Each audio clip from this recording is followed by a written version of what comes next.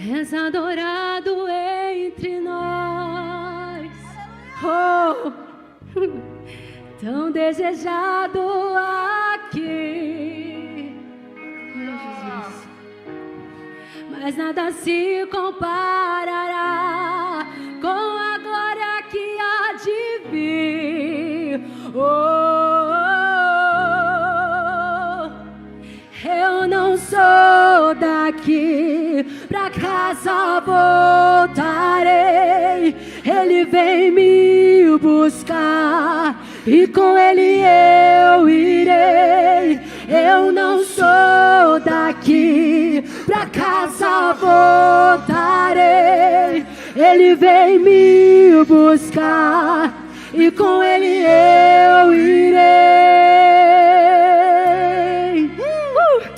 Yeshua, o Messias aguardado, ele vem me buscar, ele vem. Yeshua, o Messias aguardado, ele vem me buscar. Quantos aqui esperam por este momento? Eu te anseio, Jesus. Nós te queremos, Deus. És adorado. És adorado entre nós. Aleluia. Tão desejado aqui, mas nada se comparará com a glória que há de vir. Eu não sou da Declare, pra casa voltar. Ele vem, ele vem, ele vem, ele vem, e com ele eu irei. Eu não sou daqui, pra casa voltarei. Ele vem me buscar e com ele eu irei. Yeshua, o Messias aguardado, ele vem me buscar. Diga com toda a força do seu ser. Yeshua, o Messias aguardado, ele vem me buscar. Em breve ele virá. Em breve Jesus no céu vai aparecer, e todos os joelhos vão se dobrar, e toda língua confessar. Mas a igreja será arrebatada num piscar de olhos. Acontecerá. Mas a igreja será arrebatada num piscar de olhos. Tire seu pé do chão. Mas a igreja será arrebatada. Oh, Jesus, num piscar de olhos. Acontecerá.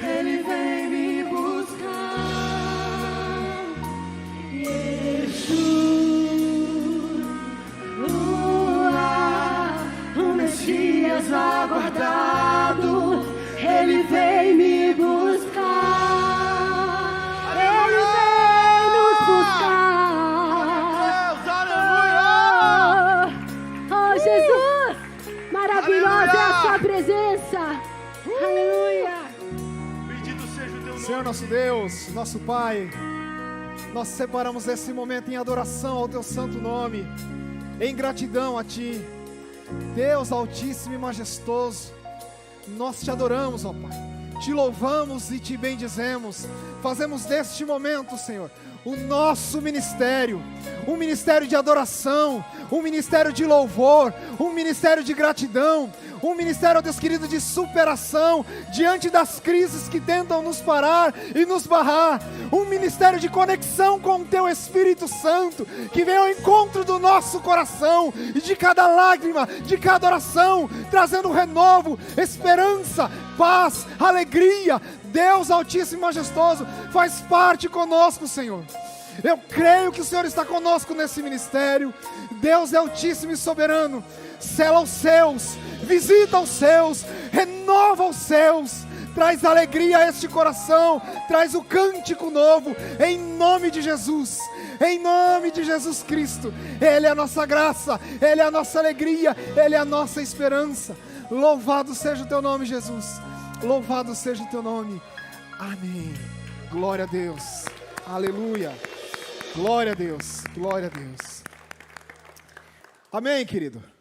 Abra sua Bíblia no livro de Lucas, no capítulo 6, no versículo 36. Eu separei um único versículo para a gente falar hoje do nosso penúltima série, né? Penúltimo episódio, capítulo dessa série que eu chamo de O Evangelho na Vida. Então, para vocês entenderem o que aconteceu até aqui, Lucas 6, é 6? Isso, 6, 36. Achou? Ah, beleza. Eu estava preocupado, que vai que eu errei, né? O que não é difícil. Mas, nessa série, nós falamos do Evangelho primeiro alcançando o nosso coração, alcançando a nossa mente, mexendo com a nossa disposição, e falamos da última vez do Evangelho agindo através de nós. Hoje nós vamos falar do Evangelho agindo através de nós também, mas na linha da misericórdia. E semana que vem, a gente no próximo Aviva, a gente fala do Evangelho fluindo através de nós e alcançando a cidade. Depois dessa, a gente tem um outro tema aí, um outro assunto que eu achei muito interessante, que eu quero trazer para a gente discutir, que chama-se o Deus que destrói sonhos. Então, a gente vai trabalhar sobre isso lá para o final de junho. E também, não posso esquecer, no próximo Aviva, nós teremos batismo. Isso é muito bom, gente, muito bom, porque tem muitos jovens que estão na sala de batismo. E a gente vai fazer essa imersão, né? A gente vai vê-los imergir na água ali, sendo batizados, exatamente no momento de Aviva. Então, vai fazer o batismo provavelmente ali no horário do warm-up, e depois a gente sobe para cá para celebrar Jesus com eles e fazer aquela festa. Amém? Quem quiser ficar direto, pode ficar. Lucas 6, versículo 36. Dá para virar, pode virar tranquilo. Pode sim. Ok. Só que você trouxe kit de higiene, escovar os dentes, ou você vai levantar de manhã e vai... Essas mães são bênção aí, ó. Maravilha. Tem bala de menta? Tá bom, então. Vamos lá. Lucas 6, 36.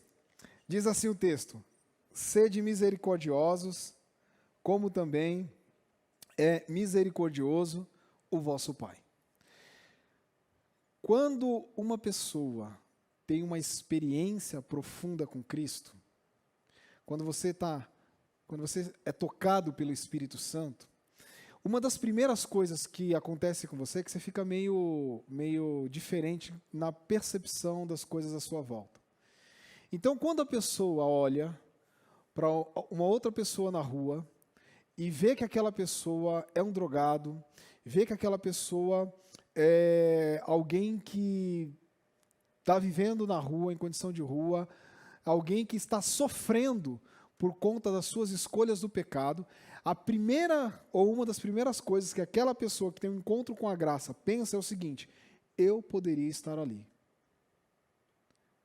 Se não fisicamente, pelo menos espiritualmente. A minha vida espiritual poderia estar tão deprimida, tão degradante, tão doente quanto a vida daquela pessoa. Então, quando eu olho para as coisas ruins do mundo, na realidade é como se eu estivesse olhando para um espelho. E a gente tem que tomar um cuidado com isso, porque Jesus está dizendo aqui para a gente ser misericordioso. E uma das primeiras coisas que um coração que se veste de misericórdia, mas de uma maneira não genuína, é tentar atender os outros por dó ou por tentar enxergar no outro um merecimento. E eu quero trabalhar com vocês dizendo o seguinte, que a ação que você vai fazer, a misericórdia que você vai alcançar, ela nunca pode partir de uma motivação errada. Ela tem que partir de uma motivação correta. E Deus faz isso, inclusive, também com dinheiro. A Marcela brincou aqui para vocês transferirem para o Pix da igreja. O Pix que vocês não precisam nem perguntar, é o mesmo Pix do dízimo. Se perguntar muito, eu sei que não é dizimista, né? Mas é o Pix do dízimo. Mas, veja, Deus fala o que em relação ao dinheiro? Que quando você for dar o dinheiro, você vai fazer isso de uma maneira liberal, com o seu coração desprendido, sem barganha, sem troca. A mesma coisa acontece para as nossas ações de benfeitorias e as nossas ações de misericórdia. Quando eu olho para o mundo, eu primeiro preciso entender que eu estou olhando para um espelho e dizer o seguinte, aquela pessoa é tão pecadora quanto eu, ou está sofrendo tanto pelo pecado quanto eu estou sofrendo. E Deus, e a Bíblia, tem autoridade para falar para a gente sobre sobre o assunto de misericórdia. Porque se nós fizermos uma corrida aqui, por vários textos bíblicos, a gente vai ver vários casos de misericórdia na Bíblia. Então, brincando com vocês aqui, me fala um fato, um evento na Bíblia que você lembra. Papum, vai. Esse lado aqui, um evento. Vai, passou a vez. Esse lado aqui. O filho pródigo. Beleza. Aqui, um evento na Bíblia.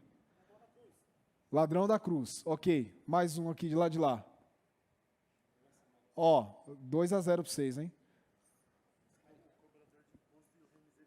Cobrador de imposto e o rei misericordioso. Bom samaritano. A mulher lá que ia ser apedrejada. Ok, já foi. Fala aí, ô Guedes. Pedro, tu me amas 3 vezes. Fala, Jefferson, professor de DBD. A parábola do rico e do Lázaro. Você quer dar algum aviso sobre a questão do batismo? Está tudo certo aqui que eu falei? É isso mesmo? Semana que vem? Beleza. A gente marcou 18 ou 18h30? 18, né? Ok, 18 horas. Veja, todos esses exemplos que vocês citaram, vocês não.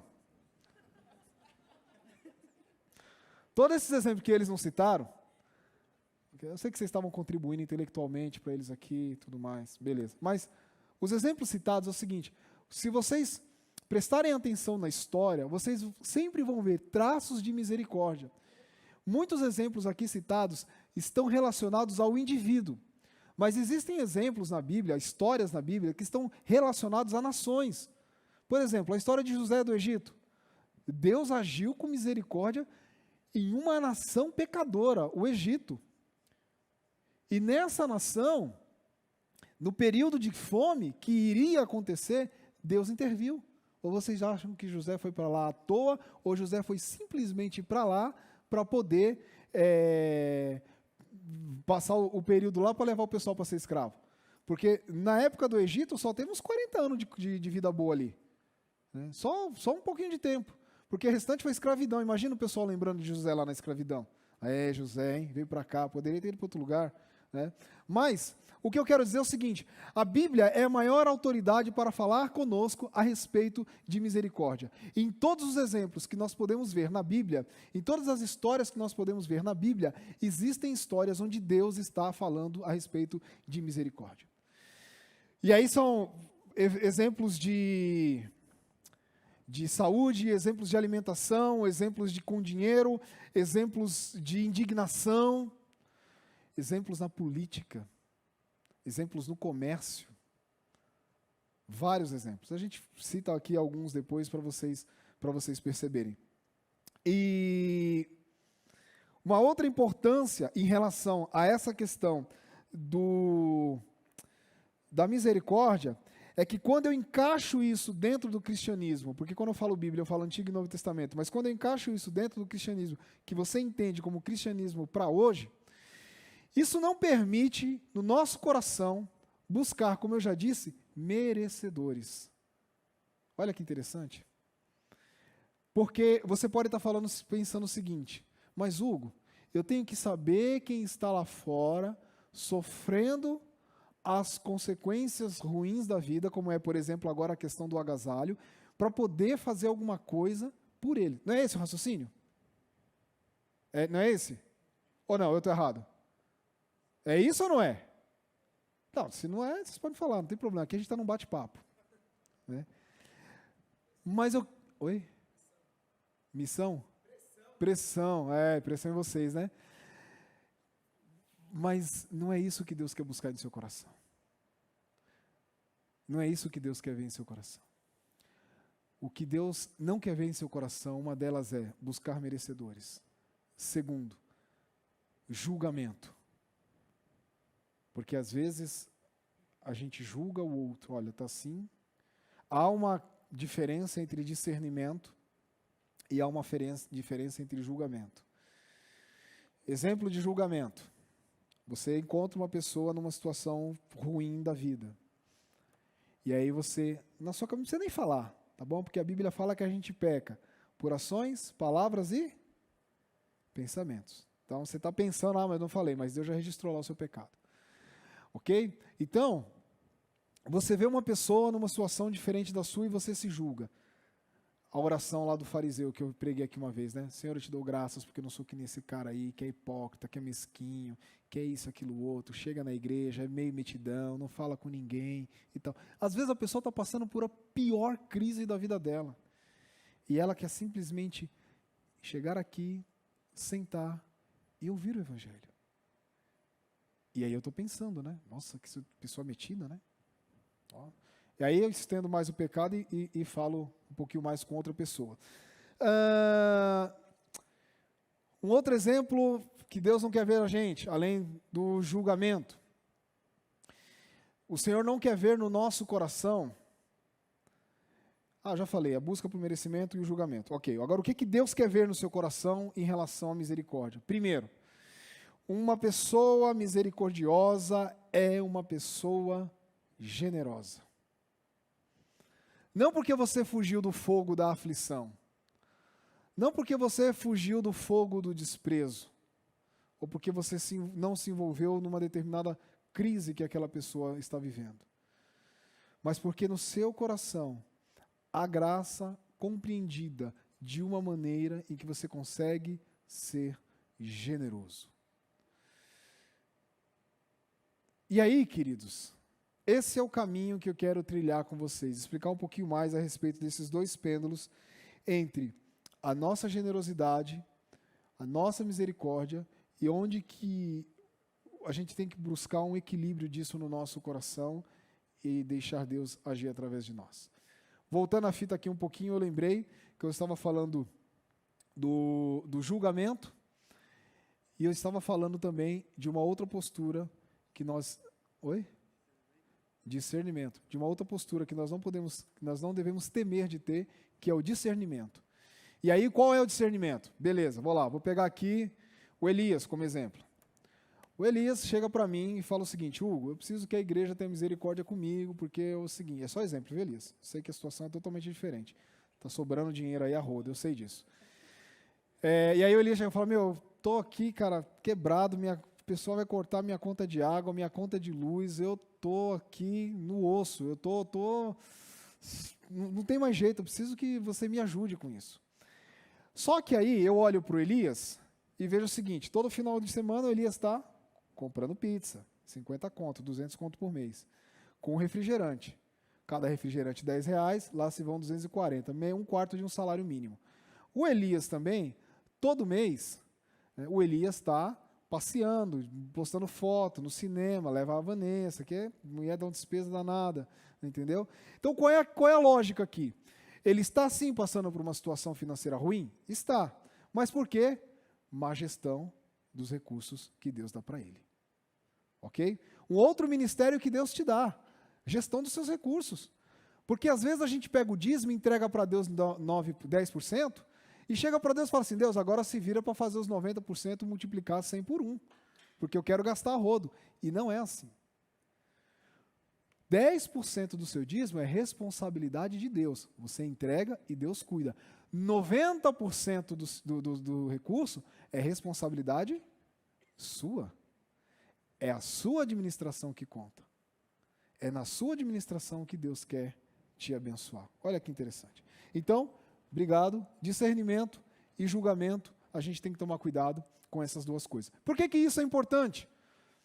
Porque são vários os casos que as pessoas procuram a gente, falam assim, olha, a gente precisa ajudar fulano, tem que socorrer, a pessoa está passando um perrengue lascado, está passando uma aflição terrível.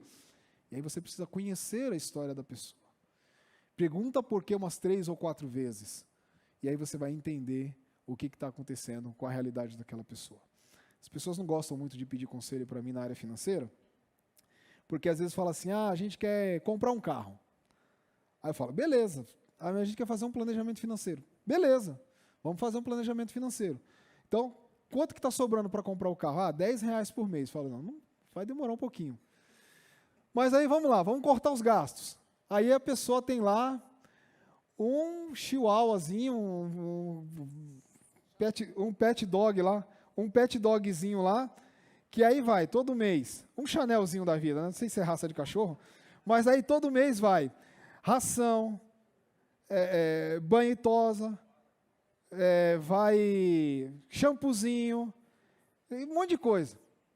Às vezes você gasta mais com o cachorro do que gasta com você. Você gasta 40 conto num frasco de shampoo com o cachorro e paga 15 no seu. Né? No meu caso, a Wanda não gasta nem shampoo comigo, me dá sabão, bota lá o sabonete e fala, toma aí, toma banho. Aí a pessoa vem conversar comigo. Aí quando eu olho aquilo, eu falo, você quer comprar um carro ou você quer criar um cachorro? Não, eu quero comprar um carro, então se livra do cachorro. Aí a pessoa fala, Jesus amado, não serve esse negócio para mim. Fala, não. Aí assim, todos aqueles que se livraram de cachorro compraram um carro, alguns compraram até casa, viu gente? A gente tem um testemunho aqui na igreja de uma irmã, eu não estou fugindo do texto não, viu? Mas só para vocês entenderem, e o Espírito está guiando para esse lado, de uma irmã que queria comprar uma casa. Chegou um dia, marquei uma reunião para líder de pequeno grupo, cuidava de pequeno grupo na época, tínhamos 35 líderes. Sabe quantos vieram naquela reunião? Nenhum, só veio aquela irmã. Aí eu já, as antenas gospel assim, Jesus, o que está acontecendo? O que está acontecendo? Antena gospel assim é difícil, né? Vamos mudar de posição. Vamos mudar de posição. Vamos abrir o roteador, né? Mas aí o que aconteceu? Nós começamos a conversar, eu fui explicar de ministério e tal, mas eu percebi no semblante dela que ela queria falar outra coisa. Porque ela estava inquieta, estava assim, mexia para um lado e queria falar. Eu falei, eu sei que você quer falar. E a história foi essa. Quero comprar uma casa, mas não consigo, meu marido não me entende, vive pegando no meu pé, a gente está discutindo, o nosso casamento está ruim, e a gente tem esse sonho e tal. Aí, eu falei, me conta o seu sonho, para ela acalmar um pouquinho mais. Aí ela contou o sonho dela, uma casa no interior, uma cidade tranquila, um lugar assim com sol batendo na casa e tal. Eu falei, beleza, me conta agora qual é a rotina de vida de vocês. Não, aí sabe o que acontece? Todo final de semana a gente está comendo hambúrguer. Eles gastavam na época ali uns 70, 80 reais por final de semana. Pagavam 1.500 reais de aluguel. Tinha um carro que custava quase 500 reais de manutenção por mês, combustível, seguro e tudo mais. Aí foi fácil de fazer a conta. Agora vocês já aprenderam. Ainda bem que não criava cachorro, né? Mas vocês já aprenderam. Aí eu falei para ela, não, seu marido está certo. Talvez ele não consiga explicar para você de uma forma que isso entre com paz no seu coração. Mas ele está certo. Eu acho que você deveria incentivá-lo nisso. Rapaz, a mulher virou um girai. A mulher não deixava nem... Chegava uma torneira, ela ficava assim, tuque, tuque, tuque na casa dela. Vai fechar aquela torneira, filho, que está pingando. Tal. 1 ano se passou nessa peleja do marido, porque a dela tinha acabado. O marido agora que estava sofrendo a retaliação lá. 1 ano se passou. Eles me ligaram. Precisavam fazer uma transição urgente, que eles estavam liderando um pequeno grupo. Depois de 1 ano, o Senhor abençoou eles com uma casa no interior, com todas as provisões necessárias. O cara estava trabalhando numa empresa aqui, fazendo pós-graduação, a empresa mandou ele embora, ele pegou aquele recurso, pagou boa parte da casa, morou aqui, o nome dele é Rogério, morou 1 ano no fundo da casa, lá na edícula da casa do pastor Disseu, porque ele precisou entregar a casa aqui. Hoje ele está lá, no interior de São Paulo, feliz da vida. Vale a pena obedecer, gente.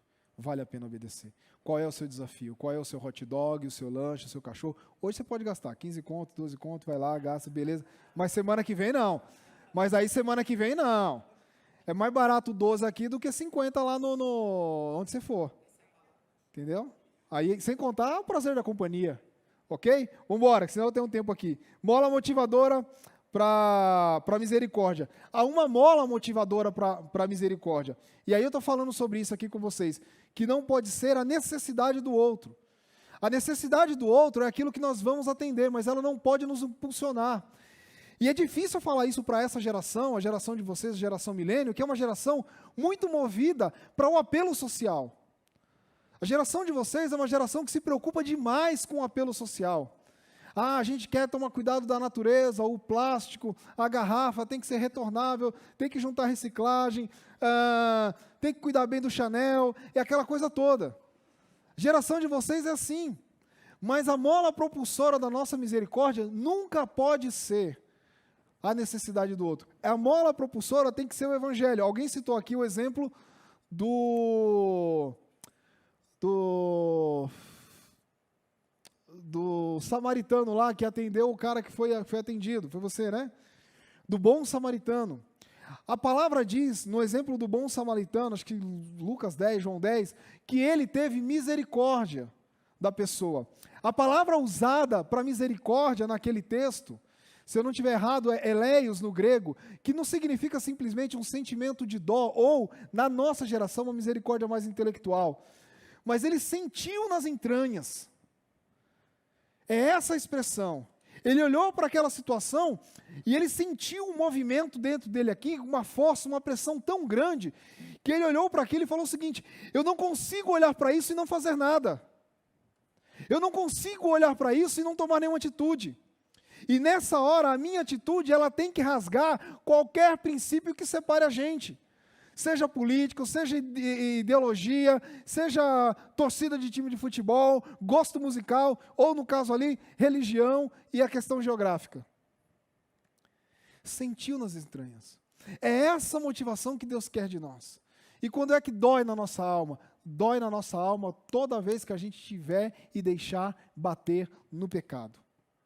Então, a mola propulsora para nós nunca pode ser somente a necessidade ou a necessidade. Porque necessidade, gente, é algo que a gente nunca vai conseguir suprir plenamente das pessoas. Nunca. Há um tempo atrás eu dava uma aula aqui na igreja chamada Curso de Novos Membros. E propositalmente eu sempre deixava uma frase no final dizendo o seguinte, que nós na época não tínhamos, né, agora é diferente, não tínhamos projetos sociais, amplos projetos sociais. A gente fazia uma contribuição, como faz até hoje, para a casa de recuperação, só que hoje a gente está abrindo um pouco mais o leque, se Deus quiser e assim permitir. Em breve nós teremos uma ONG registrada em nome da igreja, uma coisa muito linda para a gente poder fazer um projeto maravilhoso, através de vocês também. Mas, eu dizia o seguinte, nós não temos porquê, nesse momento, a gente não consegue atender, e isso está muito claro para nós. Nós não vamos conseguir atender as necessidades de todos à nossa volta. Nem o governo consegue. Por isso que a gente reclama do INSS, do SUS e companhia limitada. Tá bom? Mas, o que eu quero dizer com isso é que se você for sempre tentar assistir, sempre tentar socorrer a necessidade do outro, nessa mola propulsora, isso vai trazer sobre você culpa.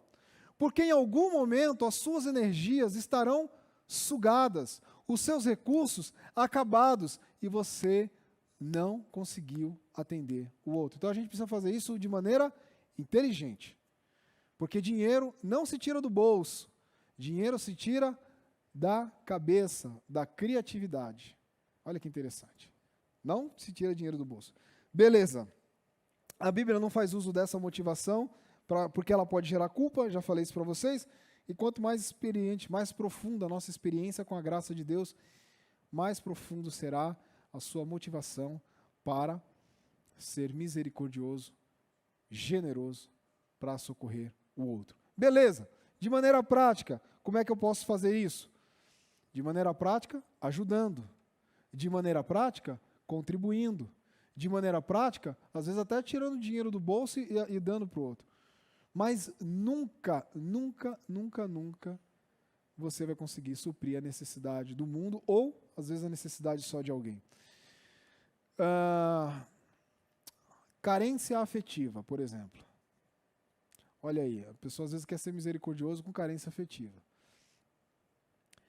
Necessidades da alma. A gente não vai conseguir. Eu já expliquei para vocês aqui a história da criação do homem, a brincadeirinha lá que Deus soprou e foi parte de Deus que entrou no homem. Ok? Quem não conhece isso aí? Levanta aí, deixa eu ver se precisa contar de novo. Rapidinho aqui para vocês. Quando Deus fez o homem, modelou aquele pó lá, criou o barro, beleza. Fez um buraco ali no nariz do Adão, né? Para alguns Deus assim. Fez um buraco aqui. Não vou dar aquela catarrada que vocês... Soprou. Quando Deus sopra, o texto bíblico vai falando isso, quando Deus sopra, a palavra usada ali para sopro de Deus é nefesh.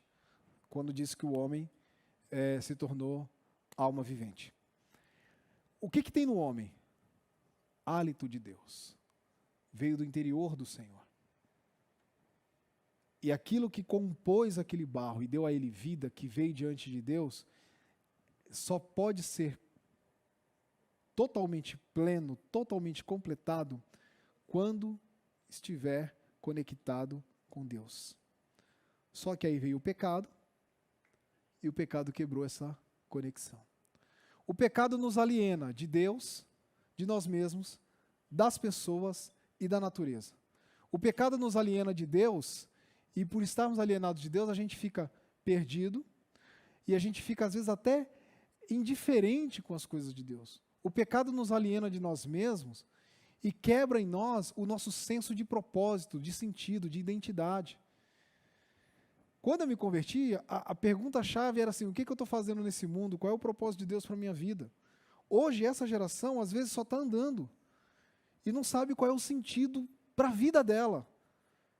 Quando ela encontrar um sentido para a vida dela, é que ela vai perguntar qual é o sentido de Deus para o sentido dela. Então, o pecado, ele distancia a gente da nossa identidade. O pecado nos desaliena dos outros.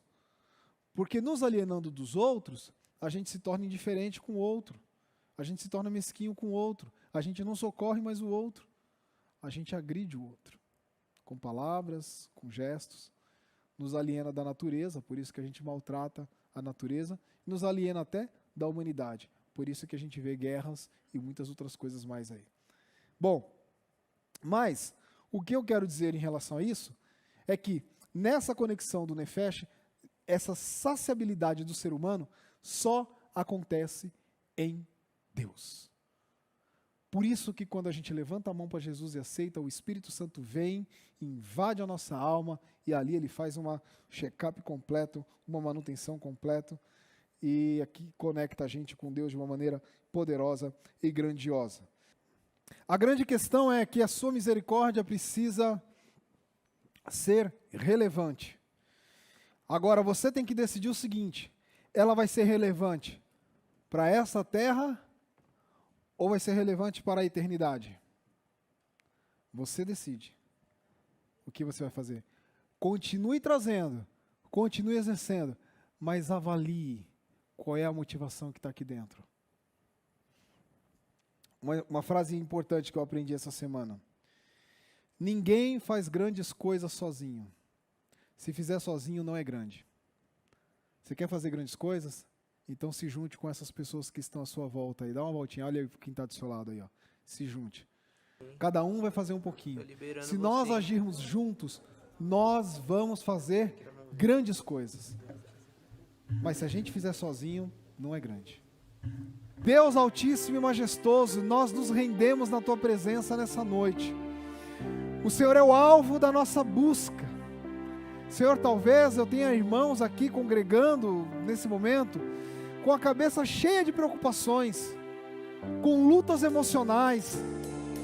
Talvez saíram de casa debaixo de pé de guerra. Mas, Senhor, eu quero convidar o Teu Espírito Santo para que ajude esse meu irmão e essa minha irmã, este homem e esta mulher, esse jovem e essa moça. Ajude a abrir mão disso agora, nesse momento, e dedicar esse tempo de entrega somente a Ti.